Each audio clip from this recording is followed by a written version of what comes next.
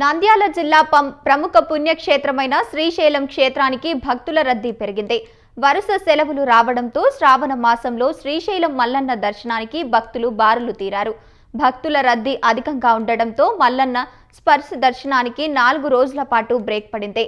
18 వరకు మల్లన్న స్పర్శ దర్శనానికి గర్భాలయ అభిషేక ఆర్జిత సేవలను నిలుపుదల వేస్తున్నట్లు ఆలయ ఈవో ఎం శ్రీనివాసరావు ఇప్పటికే ప్రకటన విడుదల చేశారు.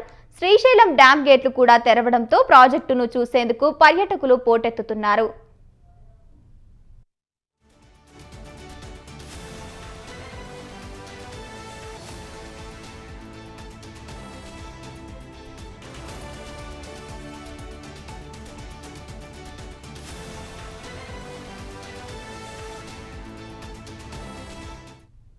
నంద్యాల జిల్లా ప్రముఖ పుణ్యక్షేత్రమైన శ్రీశైలం క్షేత్రానికి భక్తుల రద్దీ పెరిగింది.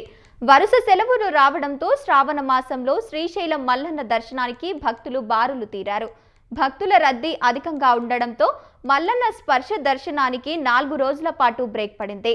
18 వరకు మల్లన్న స్పర్శ దర్శనాల గర్భాలయ అభిషేక ఆర్జిత సేవలను నిలుపుదల వేస్తున్నట్లు ఆలయ ఈవో ఎం శ్రీనివాసరావు ఇప్పటికే ప్రకటన విడుదల చేశారు.